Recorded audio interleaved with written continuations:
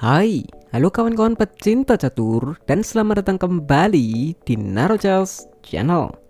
Di video kali ini, saya akan membahas partai catur yang sangat menarik yang dimainkan antara Wei Yi melawan David Navara. Permainan ini terjadi pada 15 Januari 2006. Oke, baiklah kawan-kawan, kita langsung ke permainan. Di sini Wei Yi sebagai putih dan Navara memegang hitam. Permainan dimulai dengan E4 dan E5, lalu kuda F3 dan kuda F6. Dilanjut gajah ke B5. Ini adalah pembukaan klasik Ruy Lopez. Dijawab dengan kuda F6 dan pion ke D3. Navara gajah ke C5 menekan pion lemah putih di F2. Wei Yi langsung memakan kuda dengan gajah. Dan setelah dimakan kembali dengan pion D, lanjut gajah B ke D2. Dan sudah tentu Navara rokade pendek. Lanjut kuda naik ke C4, mengancam pion E5. Di sini kuda mundur ke D7, melindungi pion, lalu menteri ke E2. Dijawab dengan benteng E8, menambah perlindungan pada pion E5. Wei Yi belum rokade pendek, tapi memainkan gajah ke D2 terlebih dahulu. Lagi-lagi perwira Navara harus mundur. Kini gajah ke D6. Tekanan pion H2 pada nantinya jika putih rokade pendek. Antisipasi penekanan pion, Wei Yi memajukan pion H-nya ke H4. Dibalas dengan pion C5 dan pion terus maju ke H5. Navara memblokir jalan pion dengan pion H6. Biasanya pada posisi seperti ini, pion G4 dimainkan putih. Tapi Wei Yi memilih rokade panjang terlebih dahulu. Kini kuda bisa naik ke F6 untuk mengontrol peta G4. Tapi di sini kuda mundur ke B8 dan permainan dilanjutkan dengan benteng D ke G8. Ya, gerakan terbaik hitam saat ini adalah gajah ke G4 memaku kuda dan menghentikan jalan pion G putih. Tapi sayangnya, Navara memainkan kuda ke C6, mengaktifkan kudanya kembali. Dan sekarang Wei Yi memajukan pion ke G4, sekaligus pertanda awal dari serangan putih. Dibalas dengan pion F6, menjaga peta G5 dengan pion. Dan penjagaan itu tidak berpengaruh. Wei Yi tetap memajukan pion ke G5, mengorbankan pionnya. Setelah dimakan dengan pion F, disinilah dimulainya permainan agresif. Wei Yi memakan pion G5 dengan kuda, mengorbankan kudanya. Coba kita analisis. Jika hitam menerima pengorbanan dan memakan kuda dengan pion, maka pion maju ke H6.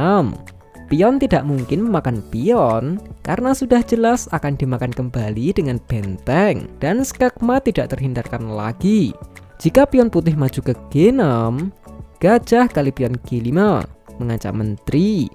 Gajah ke E7 melindungi menteri.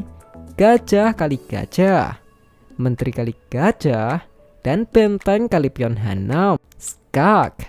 Meskipun kalah jumlah perwira, tapi posisi putih benar-benar sangat berbahaya. Oke, kembali sebentar. Gerakan terbaik putih saat ini adalah pion ke G4. Setelah pion kali pion, raja tetap tidak berani memakan pion. Posisi putih sangat diunggulkan. Atau jika kalian penasaran, boleh raja kali pion, simpel saja benteng kali pion, skak. Raja kali benteng, menteri kali gajah, skak. Raja F8, menteri ke F5, skak. Raja E7 dan gajah G5, skak mat. Jadi raja ke G8, menteri H7, skak. Raja F8 dan gajah H6, skak mat. Oke, kembali ke permainan. Oleh karena itu, Navara menunda memakan kuda dan menaikkan kudanya ke D4 untuk mengancam menteri terlebih dahulu. Menteri mundur ke D1, tetap mempertahankan diagonal D1 ke H5. Barulah pion kali kuda, lalu dimakan kembali dengan gajah, sekaligus mengancam menteri. Gajah mundur ke E7, melindungi menteri dan mengajak pertukaran gajah. Wei Yi memundurkan gajahnya ke E3, dan gajah ke F6, kembali melindungi pion E5. Dibalas lagi dengan pion H6. Jadi apakah Wei Yi mengorbankan kudanya cuma-cuma? Ya, terserah kalian mengartikannya seperti apa. Yang jelas di sini, kuda ditukar 2 pion dan sebuah posisi serangan yang sangat ideal.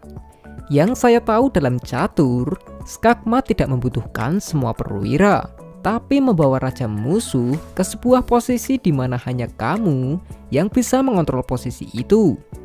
Baiklah, di sini Navarra memainkan benteng ke E7, melindungi pion.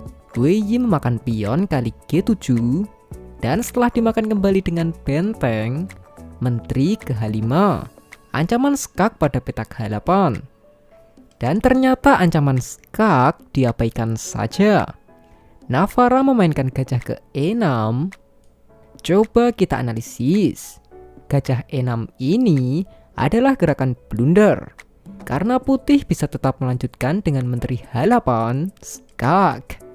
Raja hanya bisa ke F7, benteng kali benteng, skak. Gajah kali benteng, putih bisa sekali lagi mengorbankan kuda dengan kuda kali E5, skak. Gajah kali kuda, benteng H7, skak. Raja harus ke G6, benteng H6, skak. Raja F7 dan menteri kali gajah. Ada 2 ancaman. Gajah kali kuda menghilangkan penjagaan gajah E6 atau benteng ke H7, skak. Gerakan terbaik tetap tidak begitu baik. Menteri ke F8, benteng H7, skak. Raja E8, gajah kali kuda. Pion tidak dapat memakan gajah kembali karena akan terjadi skakmat menteri kali gajah. Setelah menteri G8 melindungi gajah sekaligus mengancam benteng. Menteri kali C7, lagi-lagi pion tidak dapat memakan gajah karena menteri E7 skakmat. Gerakan terbaik adalah memakan benteng dengan menteri. Menteri kali menteri, pion kali gajah. Menteri H8, skak. Raja E7 dan menteri kali benteng. Atau jika menteri melindungi skakmat ke F8, gajah kali C5 mengancam menteri. Menteri kali gajah dan menteri kali menteri. Gajah F7 menutup skakmat, menteri tinggal kembali ke C7.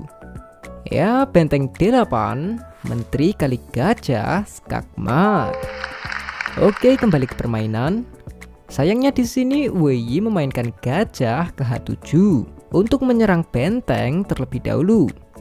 Navarra balik menyerang dengan gajah F7 menyerang menteri.